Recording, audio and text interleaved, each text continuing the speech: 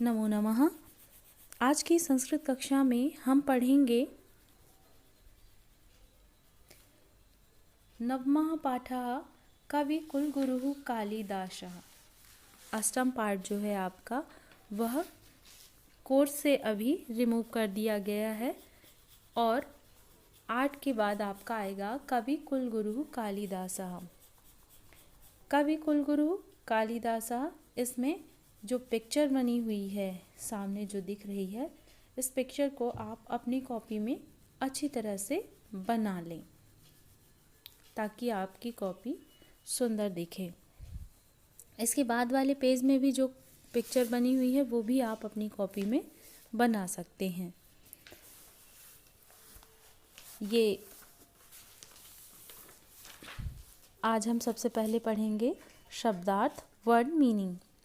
स्वीकुर्वन्ति स्वीकार करते हैं, अनुसंधानेन खोज के द्वारा, पुरातत्व ज्ञाः पुरातत्व विभाग के ज्ञाता, जनश्रुति लोक कथा, विदुषां विद्वानों के, विख्यातः प्रसिद्ध, स्वपत्न्याः अपनी पत्नी के, श्रुत्वा सुनकर, रम्यम रमणीय आनंद लेने योग्य, सर्वोत्कृष्टम सर्वश्रेष्ठ, समाचीना समीचीना उपयुक्त, कनिष्ठिका छोटी उंगली का नाम। अब ये जो शब्दार्थ मैंने पढ़कर आपको बताए हैं, सबसे पहले आप इसे अपनी कॉपी में लिख लेंगे और लिखने के पश्चात आप इन्हें याद कर लेंगे, बार बार दोहराएंगे ताकि ये शब्द आपको याद हो जाएं।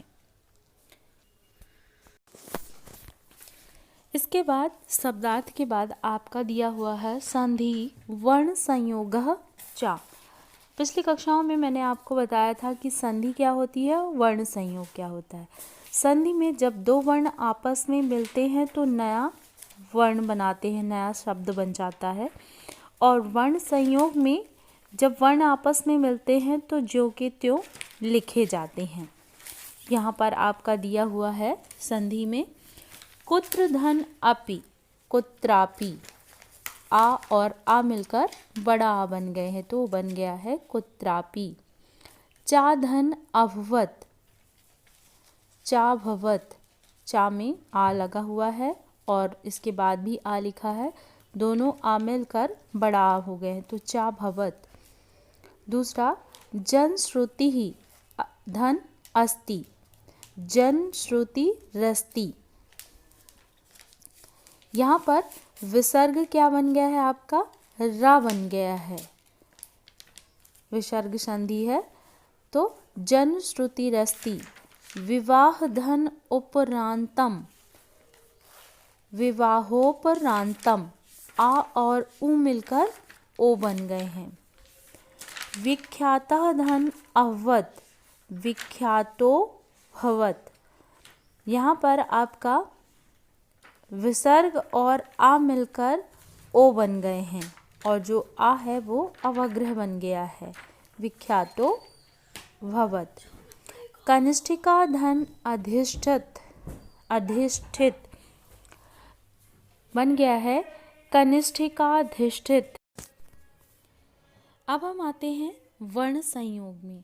वर्ण संयोग में पहला जो दिया हुआ है वो है योगदानम धन अस्ति, बराबर आया है योगदानमस्ति। आप यहाँ पर देख रहे होंगे कि माँ ही लिख दिया गया है और आ जो है माँ और आ मिलकर पूरा वर्ण बन गया है तो योगदानम मस्ति। निश्चितम धन अस्ति, निश्चितमस्ति। यहाँ पर भी माँ और आ मिलकर माँ पूरा बन गया है और आ से वो पूर्ण हो गया है। माँ आधा था फिर आ से मिलकर वह पूरा हो गया। नगरीयम धन एव, नगरी मेव। यहाँ पर भी आप देख रहे होंगे ए को ए की मात्रा बना दी गई है और माँ में लगा दिया गया है। तो वर्ण संयोग में जो वर्ण आपस में मिलते हैं तो वही लिखे जाते हैं, लेकिन संधि में दो वर्ण जब आपस में मिलते हैं तो नया वर्ण बनाते हैं। तो संधि में दो वर्णों के मेल से नए शब्द का निर्माण होता है, वर्ण संयोग में वो दो वर्णों के मेल से शब्द बनाया जाता है। आप इन सभी को अपनी कॉपी में नोट कर लें। अगली कक्षा में मैं आपको अनुवाद समझाऊंगी और यहाँ आगे मैं आपको बुक के पेज सेंड कर रही हूँ। आप पाठ को पढ़ें ताकि जब मैं आपको अनुवाद समझाऊँ तो अनुवाद आपको अच्छी तरह से समझ में आ जाए।